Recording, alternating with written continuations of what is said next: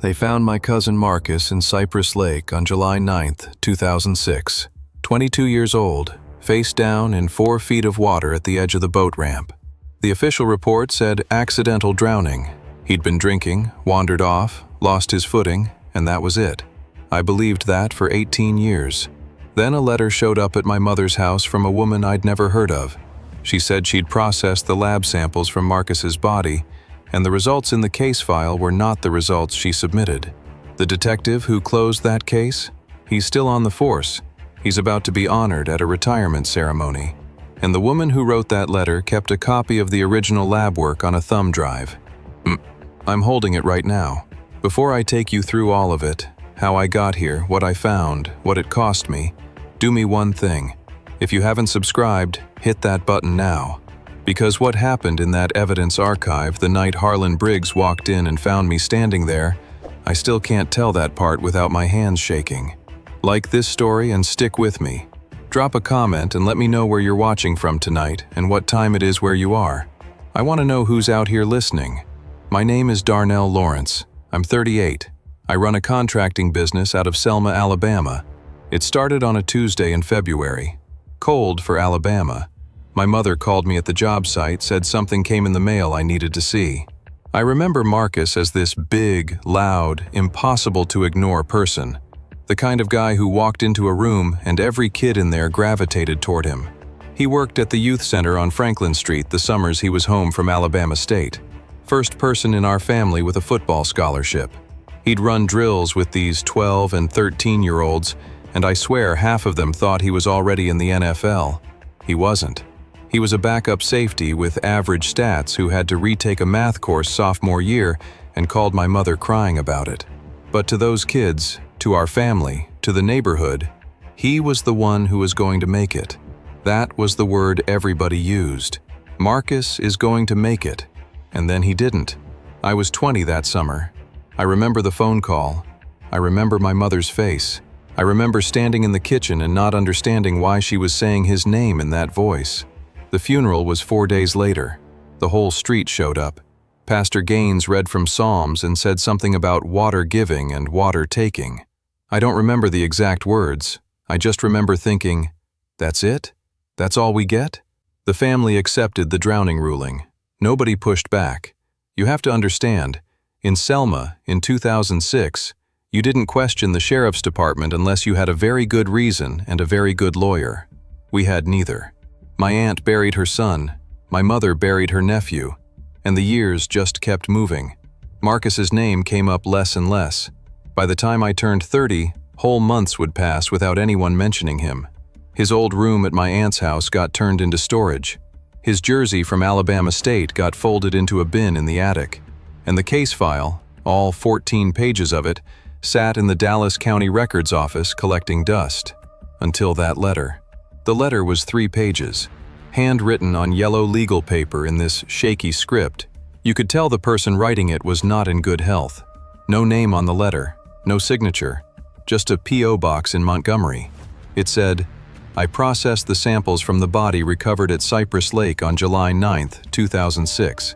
Case number DC-06-4471.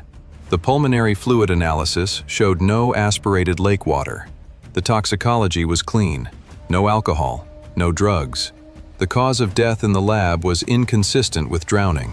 I submitted my report on July 14th. When the case file was finalized, my report was not in it. A different summary was attached, one I did not write. I must have read that paragraph 9 times standing in my mother's kitchen. My mother didn't understand most of it. She just saw the case number and Marcus's name, and she started crying. I told her it might be nothing, somebody confused or bitter or looking for attention, but I didn't believe that even as I said it. The next week, I drove to Montgomery and dropped a letter at the P.O. box. I said who I was. I said Marcus was my cousin. I said if this person was telling the truth, I needed to meet them face to face. 2 weeks went by. Nothing. Then my phone rang. Blocked number. A woman's voice, thin and tired, asked if I was Darnell. She said her name was Ophelia Reeves. She said she had stage 4 lung cancer and maybe 6 months to live. She said she'd carried this for 18 years and she was done carrying it. I met her at a diner off Route 80 on a Saturday morning. She was small, mid-60s, wearing an oxygen tube. She ordered coffee and didn't drink it. She had this way of talking, very precise, very clinical, like she was still dictating lab notes. No hedging, no softening. She'd say, "The data is unambiguous," the way you or I would say, "It rained yesterday." But then, midway through explaining the chain of custody for Marcus's samples, she stopped and looked out the window for a long time. And she said, "I had a garden, tomatoes, peppers, those little cherry ones my daughter likes. I can't get down there anymore." She looked back at me. "Sorry, I get distracted. Where was I?" She told me the detective who handled the case, a man named Harlan Briggs, had called the lab directly and spoken to her supervisor the day after she submitted her analysis.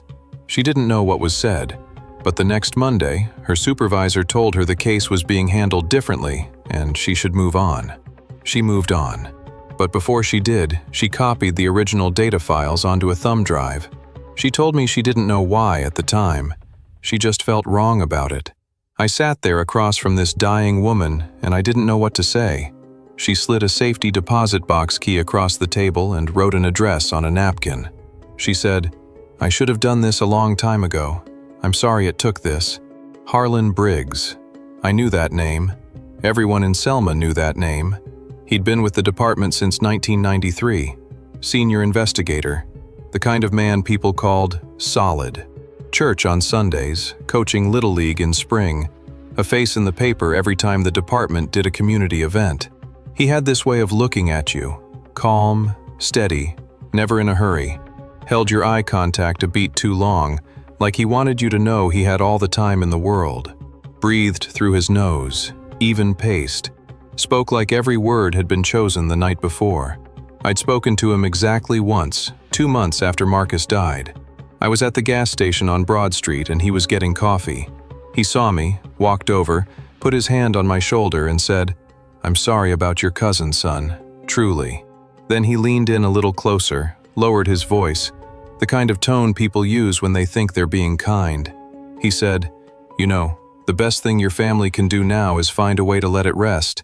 Grief is one thing, but I've seen what happens when people hold on too long, and it's not pretty, Darnell. It's just not."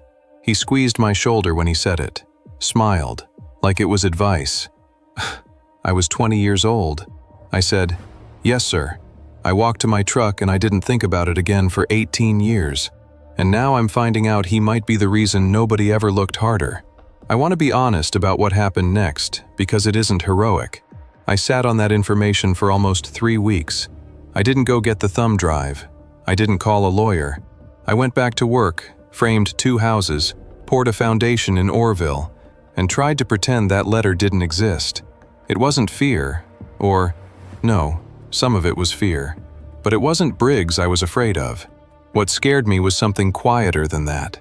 I was afraid the truth might be worse than the lie, that Marcus might have suffered, that knowing what actually happened in those last minutes wouldn't bring relief. It would just replace one kind of pain with a sharper one. And mixed in with the fear was this small, stubborn thing I didn't want to look at too directly. I wanted Marcus's name back in people's mouths. I wanted someone to say his name out loud at a family dinner and not have it drop the room into silence. That was the dream. And I was afraid that digging into this might not deliver that at all. It might just deliver more silence in a different shape. If Marcus didn't drown accidentally, if someone did something to him and a detective covered it up, then the last 18 years of my life were built on a lie. My aunt grieved an accident. My mother made peace with an accident. The whole family organized our understanding of Marcus's death around a version of events that might be completely false. And opening that box meant all of that breaks apart. My mother must have seen something in my face during those weeks because she pulled me aside at Sunday dinner and said, "Whatever's on that letter, Darnell, you don't have to carry it alone." I told her I wasn't carrying anything. She just looked at me. I got the thumb drive on a Thursday, March 14th. The bank was one of those small branches in a strip mall, and the safety deposit box was the smallest size they offered. Inside was a USB flash drive, a SanDisk, the old silver kind, and a handwritten note from Ophelia that said, File labeled DC-06-4471. The data is the raw lab output. You'll need someone who can read forensic tox reports. I drove back to Selma with that drive in my glove compartment, and I felt heavy. Something had started that I couldn't undo. The first thing I did was try to get a copy of the actual case file, the official one. I went to the county records office on a Monday morning and asked to see the file for case DC-06-4471, death investigation, July 2006. The clerk, young woman, couldn't have been more than 25, went into the back and came out after about 15 minutes. She said the file was classified as inactive but accessible, and she could pull it. She made copies, 14 pages. I sat in my truck in the parking lot and read through every one. The detective's summary was 3 paragraphs. It said Marcus Colvin was observed drinking at a social gathering near Cypress Lake on the evening of July 8th. He was last seen walking toward the boat ramp at approximately 11:40 p.m. His body was recovered the following morning at 6:15 a.m. by a fisherman. Cause of death: accidental drowning. Blood alcohol level: 0.14. Case closed July 22, 2006. The toxicology summary attached to the file was a single page. It listed blood alcohol at 0.14 and noted, "Findings consistent with drowning." I'm not a scientist, but even I could see that the page didn't look right. The format was different from the other lab documents I'd seen in the file. The header was slightly off, and there was no analyst signature. I called Ophelia that night. She picked up on the first ring. I described the page to her. She was quiet for a long time, and then she said, "That's not my report. That's not even our format." Have you ever had that moment where you realize the thing you've been afraid of is true? Not just possible, actually confirmed, standing right in front of you. I was sitting in my living room at 9 p.m. holding a flash drive in one hand and a stack of copies in the other. My hands wouldn't stay still. I put the papers on the table and pressed my palms flat against the surface just to feel something solid. Someone rewrote the lab results on my cousin's death. I didn't sleep that night. The next 2 months were the strangest period of my life. I was running my business during the day. I had 3 active contracts, crews depending on me, and at night I was sitting at my kitchen table going through records and making calls. I want to pause here for a second. If you've ever dug into something official, a public record, a government file, a case from years ago, and hit a wall where the information just stops, where the paper trail goes cold and nobody can tell you why, I'd be curious to hear about that. Drop it in the comments, because that's exactly what started happening. I asked Ophelia to walk me through her original lab data, the files on the thumb drive. We met twice more. Once at the same diner, once at a park because she said the diner made her feel watched. She brought a laptop, old and slow, and she showed me the raw output. She said the pulmonary fluid analysis from Marcus's lungs showed no aspirated environmental water. None. That means he did not inhale lake water. She said the toxicology screen came back clean. No alcohol, no drugs, nothing. No alcohol. The official report said 0.14 blood alcohol. The actual lab work said 0. That's when the ground started shifting under me. Because if Marcus wasn't drunk and didn't drown, then what happened to him? And who wrote the report that said he did? Now, the first place my mind went, and I think this is where anyone's mind would go, was the parties. That summer, 2006, there were these lake parties that happened almost every weekend out at Cypress. Big ones. College kids home for summer, locals, some people from Montgomery driving down. And there were rumors, even back then, about a guy dealing pills out there.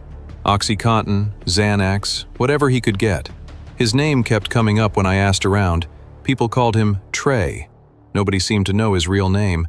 So I pulled on that thread. The first person I tried was a woman named Keisha, who'd worked the snack counter at the marina that summer. I got her number through her brother, who I'd done a deck for in 2021. She didn't answer the first 3 times I called. On the 4th try, she picked up, said she had 5 minutes, and sounded like she regretted answering. I told her I was looking into something from the summer of 2006, the lake parties, a guy called Trey. She got quiet. Then she said, "Why are you asking me about this? That was forever ago." I said it was about Marcus. She said, I don't know anything about that. I worked the counter. I wasn't at those parties. I said, Keisha, I'm not accusing anybody of anything. I just need to know if Trey was real, if he was out there, and if he had problems with people. She was quiet for a long time. Then she said, he was real. His name was, I think it was Travis something. He drove a black Tahoe. He was out there most weekends. She paused. And yeah, people owed him money. I heard things, but I never saw anything happen, and I don't want my name on anything, Darnell. I mean it. I talked to 3 more people after that. One of them, a guy I'd gone to high school with, said he'd heard Marcus got into it with Trey over money the week before he died. Owed him something. The other 2 gave me fragments.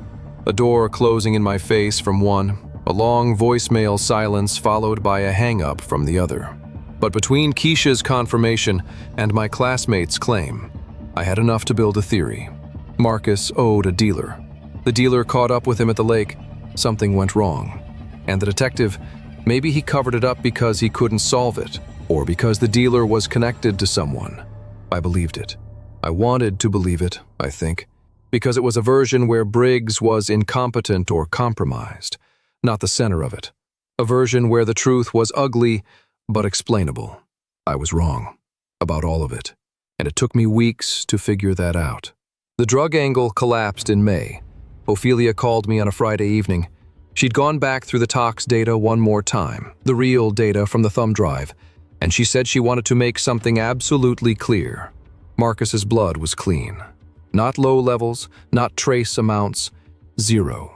No opioids, no benzodiazepines, no THC, no alcohol. He was completely sober when he died. If Marcus wasn't using and wasn't drinking, the idea that he owed a dealer money didn't hold up. And the Trey lead started falling apart too. One of the people I'd talked to called me back and said he'd been thinking about it, and actually, the thing with Marcus and Trey might have been about someone else. He wasn't sure anymore. That happens with memories from 18 years ago. Timelines bleed together. 6 weeks of phone calls, awkward conversations, doors closing in my face, and none of it meant anything. I remember sitting at my kitchen table that Friday night after Ophelia's call and putting my forehead down on the wood. Not dramatic, just tired. Tired of chasing the wrong answer. But here's the thing. The drug theory being wrong didn't change the central fact. The lab results were altered. Someone replaced Ophelia's report with a fake, and the only person with access and authority to do that was the detective who signed off on the case, Harlan Briggs. And that's when I realized I'd been looking at this backwards. I kept trying to figure out who killed Marcus, but the more important question was, why did Harlan Briggs bury the evidence? For about 2 days after I landed on Briggs, I actually felt something close to relief. I had the right target now. I had Ophelia's data. I had the fake toxicology page. I thought, okay, now I take this to the authorities. The state police, the attorney general, somebody above the county level. I show them what I've got, and the system does what the system is supposed to do. And then I stopped. Because who do you report a sheriff's department detective to? The sheriff's department. You go to internal affairs, it's the same building, the same people, the same chain of command. Briggs had been there for 31 years. He knew every person in that building by their first name. He'd trained half of them. And the state agencies? They take referrals from local departments. They don't just open investigations because a contractor from Selma walks in with a thumb drive. The system was the problem.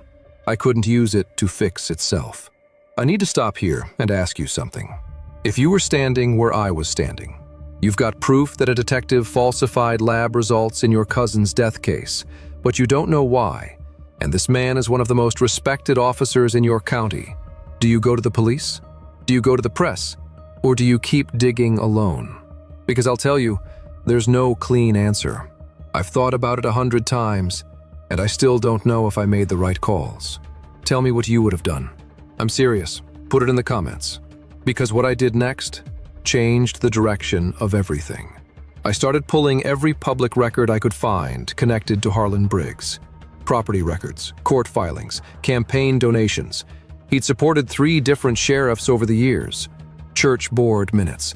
He was a deacon at Greater Hope Baptist from 2002 to 2019. I wasn't looking for anything specific. I was looking for patterns. And in June, I found one. It was a property record. That's what cracked it open.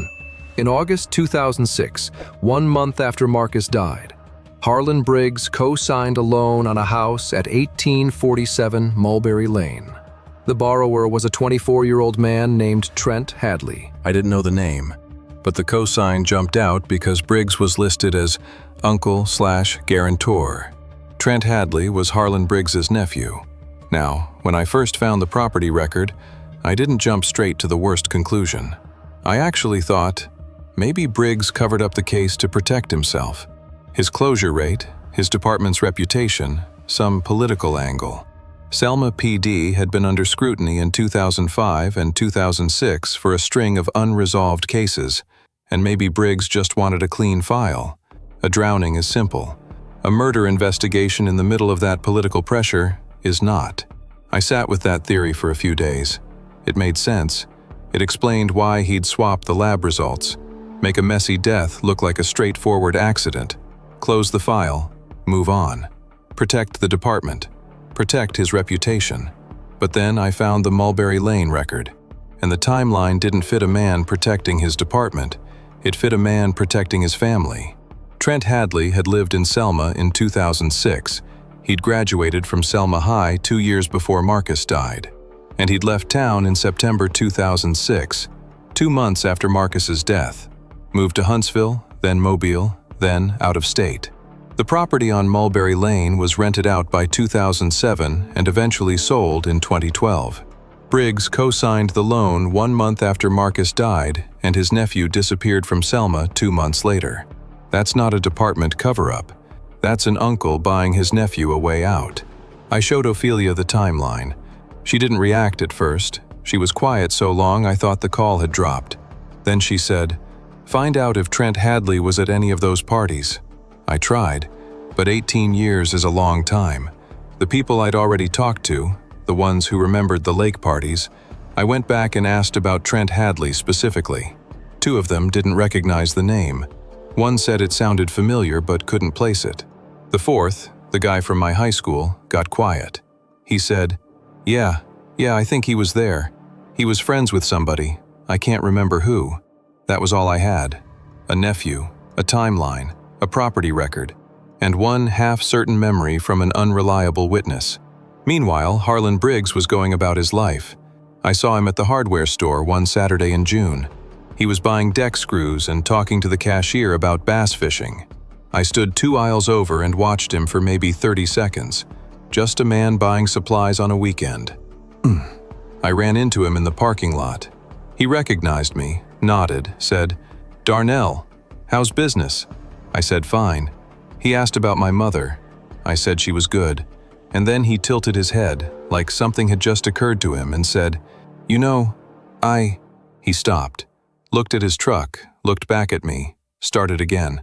"I was just thinking about your cousin the other day, Marcus." He shifted the bag of screws to his other hand. "I hear you've been, well, some folks mentioned you've been asking around about the old days. And I just want to say, as somebody who cares about your family, be careful with that, Darnell. People in this town talk, and I'd hate to see anybody start worrying about you." He held my eyes when he said it. Warm smile, steady voice, the kind of tone a concerned uncle uses. My jaw tightened. I felt my left hand ball up inside my jacket pocket and I forced it open. I said something. I don't even remember what. Appreciate it, or thank you, or some useless thing that came out on autopilot because my actual thoughts were not words I could say in a parking lot. I got in my truck and I sat there for a full minute before I turned the key. I need to back up for a second, because when I say I couldn't do this alone, I don't mean emotionally. I mean legally, practically. I'm a contractor. I know how to build a house. I don't know how to build a case that can take down a senior law enforcement officer who's been on the force for 3 decades. In July, right around the anniversary of Marcus's death, I drove to Montgomery and met with an investigator from the Alabama Law Enforcement Agency, state level, above the county. I'd called ahead, explained the basics, and the woman who answered told me someone would meet with me. The investigator was a man named, I'll call him Mitchell, that's not his real name. He had this habit of pausing before he answered anything, like he was running the sentence through a filter first. He corrected himself constantly. Well, that's not exactly. Let me rephrase. Even when the first version was fine. The kind of man who treats words the way I treat load-bearing walls. You don't put one in place unless you're sure it can hold what's coming. He listened. He didn't promise anything. I showed him the photocopies of the case file. I showed him the thumb drive. I told him about Ophelia and her condition. He sat with it for a while. That long pause again. And then he said, I'll need to independently verify the data. The chain of custody on this thumb drive is, well, it's unconventional. Give me 2 weeks.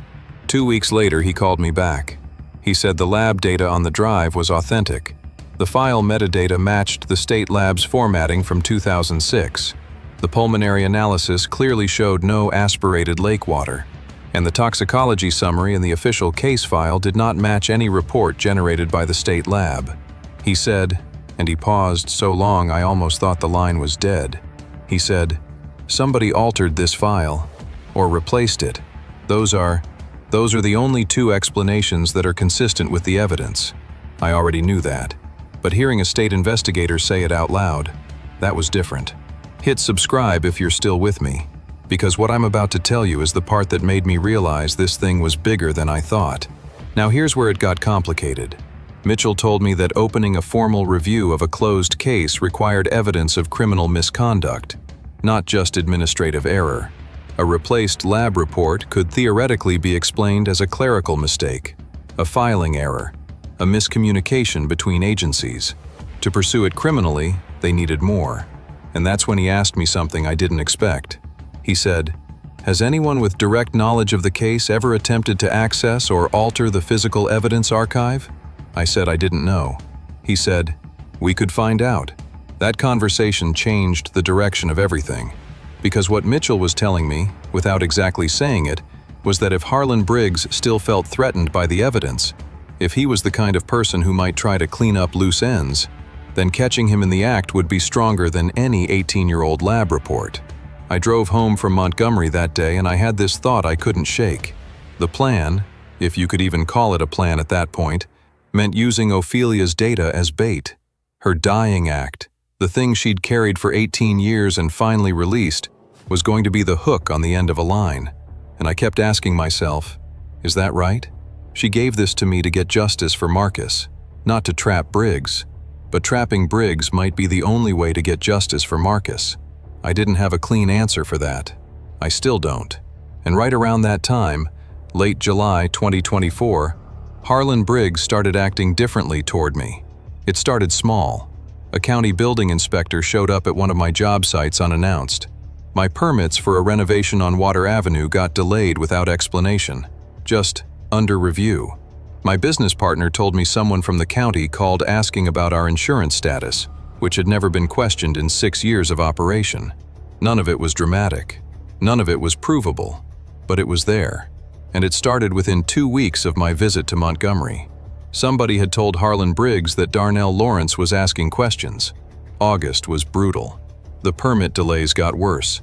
I lost a contract on a commercial job in Dallas County because the client said he'd heard there were compliance issues with my company. There were no compliance issues. I had every license, every bond, every insurance document up to date. But a whisper is enough in a town this size. There was a night in mid-August. I think it was a Wednesday, maybe Thursday, where I came home after losing that contract and I just stood in my kitchen. Didn't turn on the lights. Didn't sit down. I stood there with my keys still in my hand, and I thought about calling my mother and telling her all of it. Everything. Ophelia, the thumb drive, Briggs, the permits, all of it. I picked up the phone, got to her name and my contacts, and my thumb just sat there on the screen. I couldn't do it. Not because she couldn't handle it, because if I said it all out loud, to her, in her kitchen voice, it would become real in a way I wasn't ready for. I put the phone back on the counter and stood there for a while longer. I sat across from Mitchell at a rest area off I-65 in early August and told him what was happening. He wasn't surprised. He paused, that long pause of his, and said, That kind of soft pressure. Nothing illegal on its face, just enough to make your life difficult. That's consistent with someone who feels exposed. It's actually a useful signal if you think about it. He also told me something that rearranged the timeline in my head. From Ophelia's records and the state lab's internal logs, they'd confirmed that in July 2006, the Dallas County forensic evidence from Marcus's case, clothing, personal effects, biological samples, had been transferred to the county's long-term evidence archive in the basement of the county administrative building. Standard procedure. That archive was controlled by the sheriff's department, and access required a log entry. Name, badge number, date, time, reason. Mitchell pulled the log. In 18 years, there had been 4 access entries for case DC-06-4471. 3 of them were routine, 2 by records clerks during audits, 1 by a state compliance officer in 2015. The 4th was Harlan Briggs, November 2023. November 2023. 3 months before Ophelia's letter reached me, before I knew anything, before I'd asked a single question. I had assumed, all through the summer, through every conversation, through the false lead and the property records and the hardware store, I had assumed that Briggs started moving because of me, because I went to Montgomery, because I was asking around. But Mitchell laid the timeline out flat, and the dates didn't support that. Mitchell said, Ophelia Reeves had been making inquiries of her own before she wrote to you.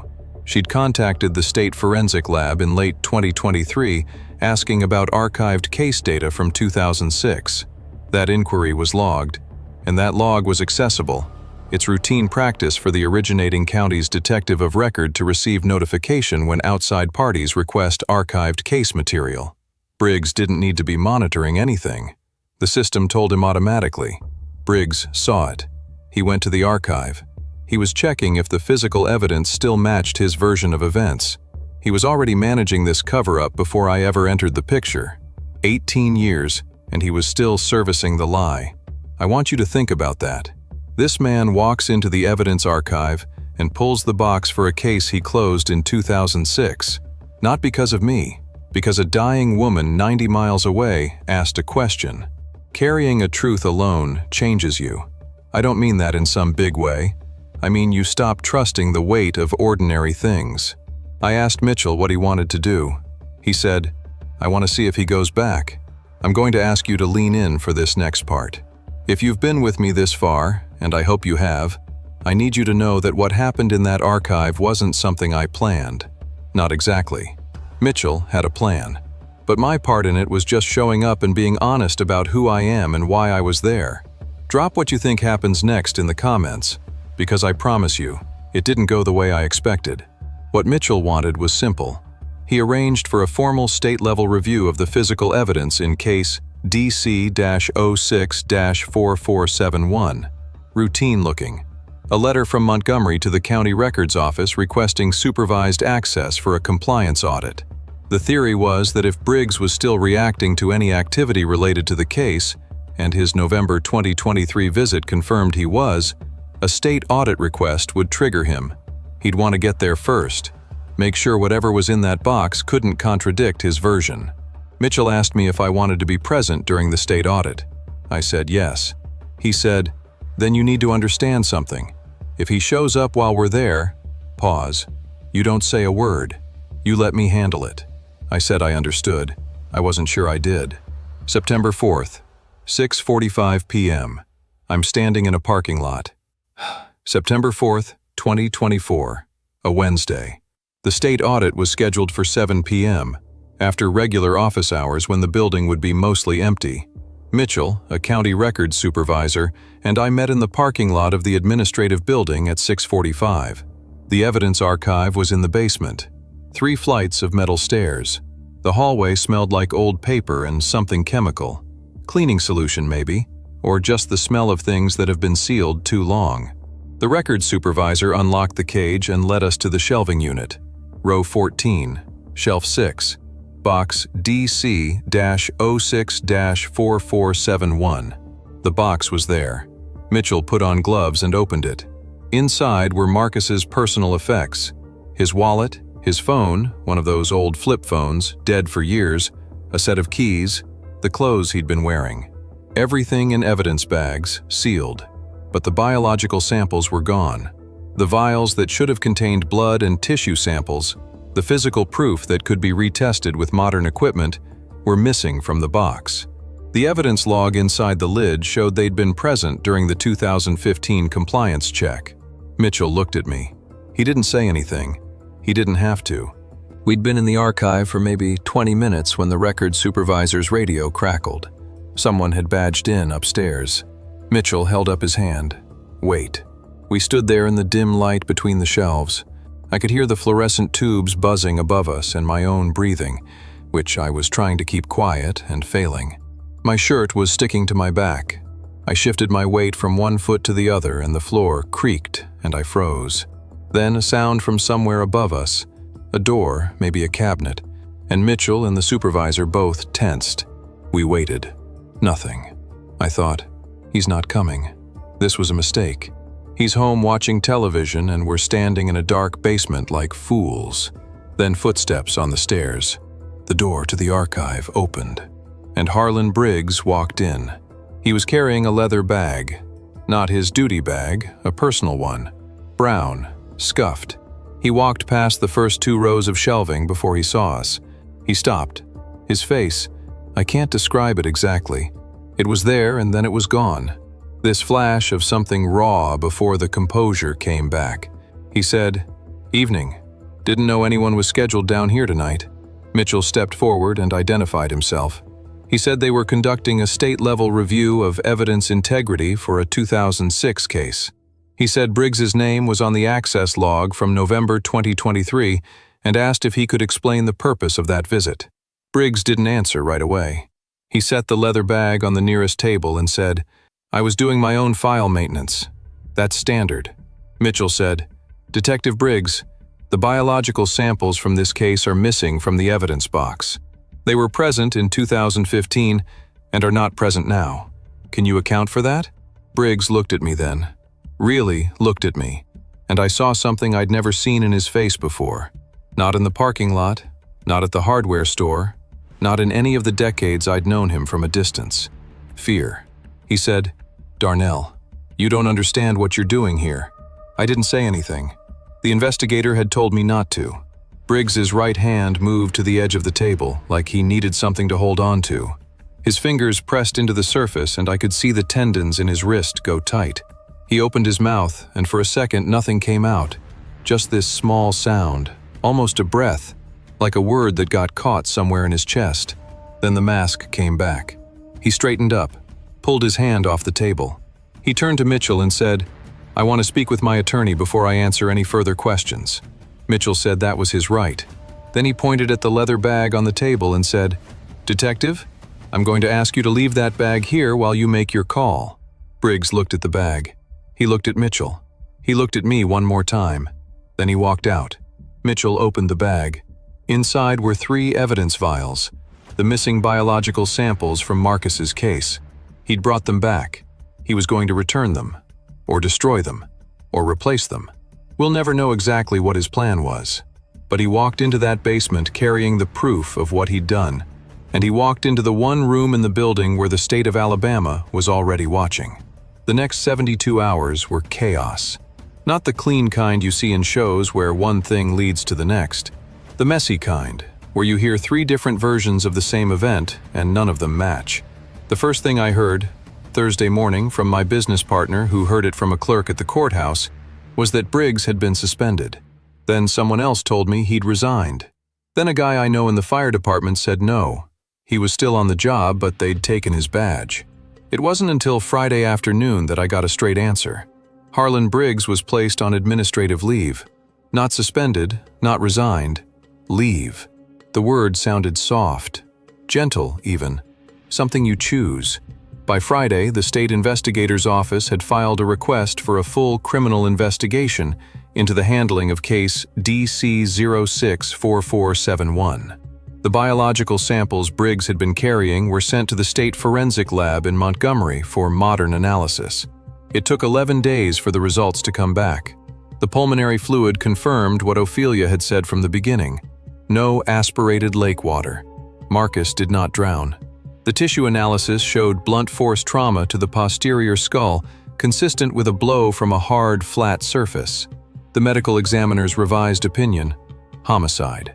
18 years.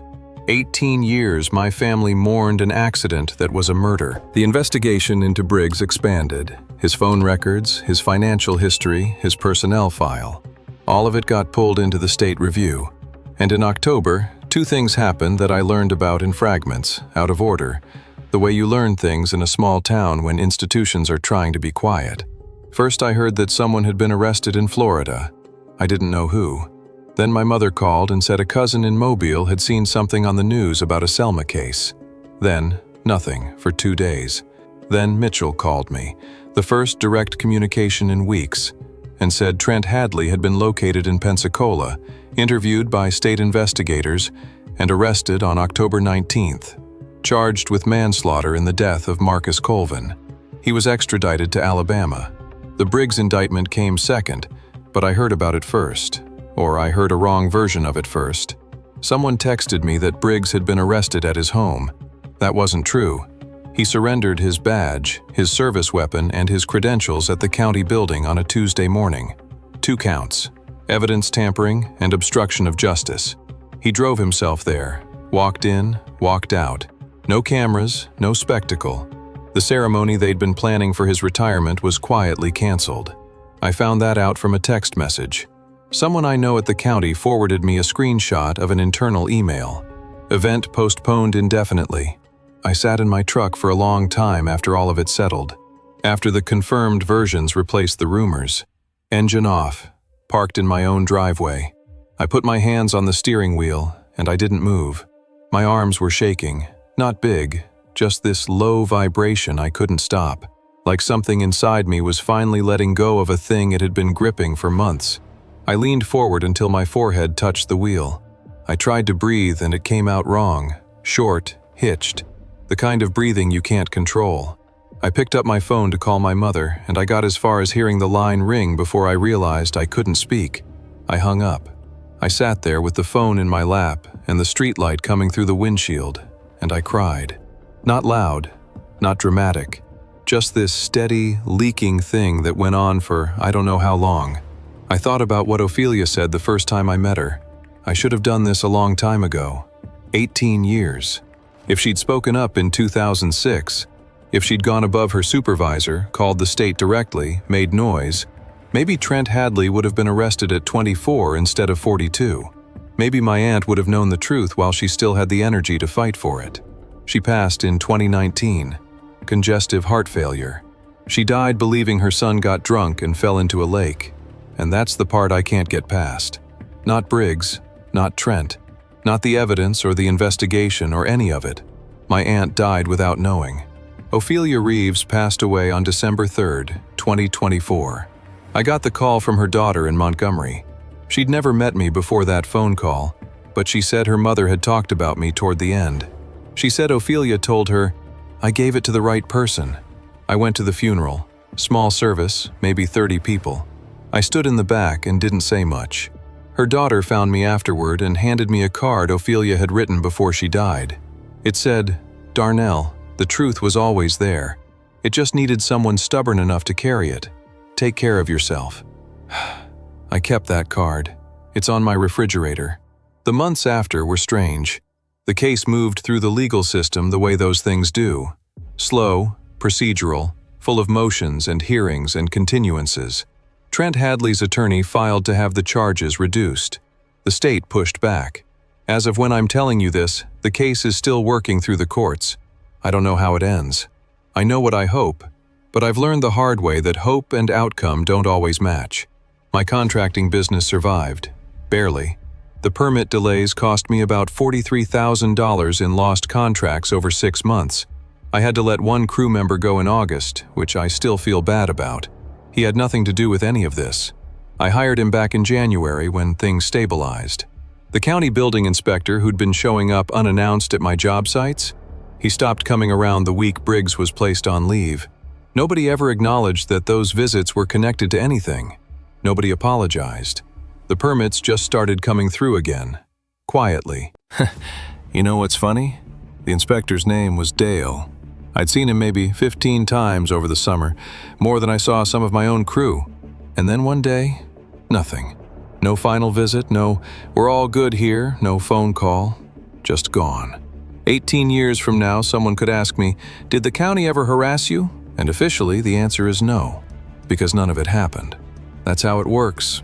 Things just quietly stop. And the silence is supposed to be your apology. And the community, well, that's complicated. Some people reached out. A few guys I'd known for years called to say they'd heard what happened and they respected what I did. My pastor mentioned it during a service without naming names. Said something about the courage to seek truth even when it costs. That meant something. But there were others who looked at me differently. Not angry, exactly. More like cautious. A man I'd done work for in 2022 ran into me at the gas station and said, "Darnell, I hope you know what kind of mess you stirred up."